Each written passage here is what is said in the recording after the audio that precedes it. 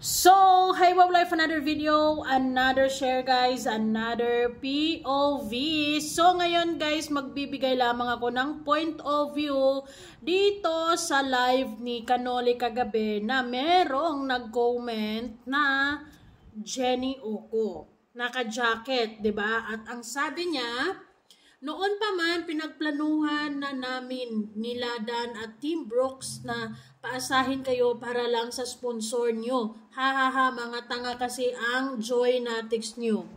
Oh no, this is not good kasi mapupuntirya na naman nito ang mga Joynatics, yung mga totoong Joynatics. Ang mga totoong Joynatics kasi hindi na kami or hindi na sila nagpupokus kung ano man ang nangyari nakaraang buwan, 'di ba? Kumbaga, we are trying to move forward at kalimutan na ang kung ano man ang nangyari one month ago.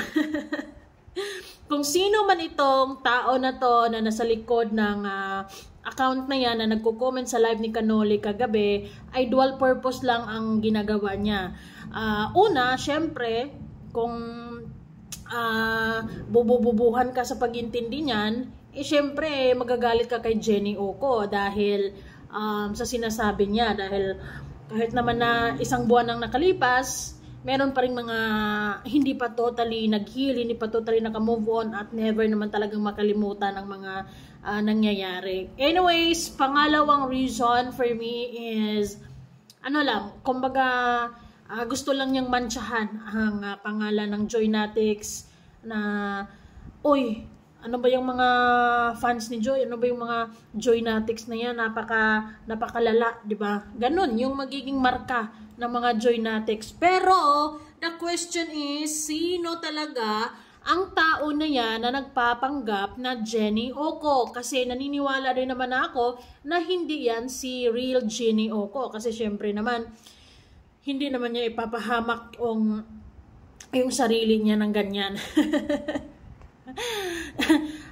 Dami account yan, or hindi yan dami account, nagpalit siya ng pangalan. Ngayon, naka-jacket kasi siya kay Kanoli. So, ibig sabihin, nagkukomento noon na baka nagpapanggap na Joynatics, pero hindi. Or someone na close kay Kanoli. And then, kasi lang, kumbaga, trip lang niyang manira ng live siguro kagabi. Pero Kanoli, subukan mong tingnan yung channel activity niyan. Sana kagabi ay tiningnan niya yung channel activity niyan. Or kahit ngayon, i-replay mo yung live mo. Tingnan mo yung channel activity at malalaman mo kung sino yung si Jenny Oco. Kasi sigurado ako, dahil naka-blue yan sa'yo, meron yung mga past comments ng mga nakaraang live mo. So, dyan, baka mapagtanto or like baka makilala mo siya sa mga comments niya, 'di ba? Kasi sigurado ako dahil naka-blue yan diyan, feeling ko ay someone yan na lagi-lagi sa live mo, or baka someone na nagpapanggap ng una Joynatics tapos biglang tinupak. Diba? So, paalala lang guys, hindi po yan si Jenny Oco. Lang yan, paninira lang yan. Paninira yung ginawa niya kay Jenny mismo or sa Joynatics. Siyempre, sa kampo ni Kalingap Dan or sa kampo ni Jenny, siyempre, ay aalma sila dyan. Ay, hindi ako niyan, di ba? At siyempre, posibleng sasabihin nila na, nako, yung mga Joynatics talaga pasaway. Di ba? Yun yung magiging impression dyan eh. Pero sana sa mga Joynatics ay makilala natin to, makilala kung sino yung nasa likod niyan, kasi wala sa tamang pag-iisip kung sino man yung nasa likod niyan, di ba? Walang masyadong bitter. Ang mga totoong Joynatics ay happy na or tanggap na ang mga nangyayari. Hindi na natin ipilit ang mga bagay na hindi pwede, 'di ba? Tanggap-tanggap din pag may time. So, maging klaro lang tayo na hindi talaga to solid Joynatics. Hindi yan Joynatics. Who knows? someone yan na kilala ni Canoli or lagi sa live niya kasi naka-jacket eh. So, ibig sabihin, pag naka-jacket, parang you used to, comment dyan sa live ni Canoli. Maaring nakuha na niya yung loob mo, kaya nadjajakitan ka. This is one reason kung bakit piling-pili ko ang mga ginadjakitan ko kasi may mga mapagsamantala. 'Di ba? Yung tipong sulit ngayon tapos biglang magiging basher, minsan pa ay malala pa. Mangtitrip pa yan ng mga hide. Ito, tinupak ng bonggang-bongga si ate or si kuya, kung sino man yung nasa likod ng account na yan.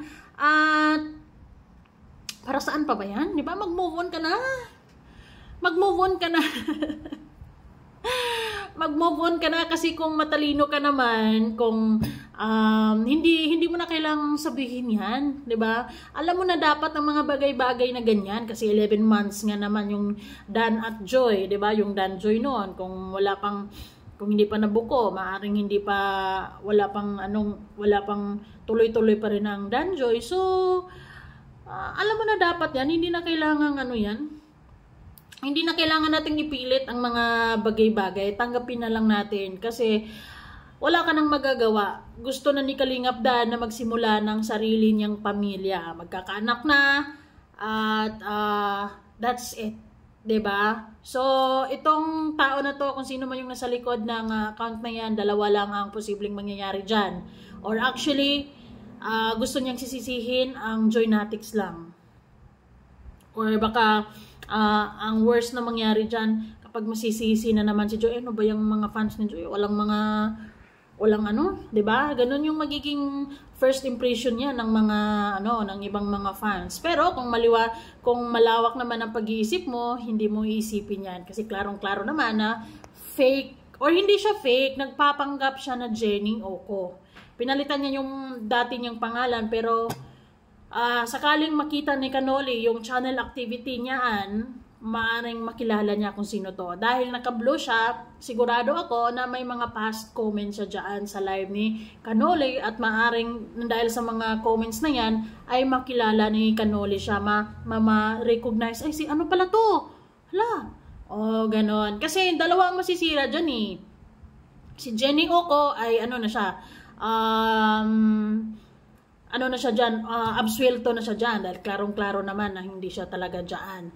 Gusto lang talaga niyang sirain ang Joynatics.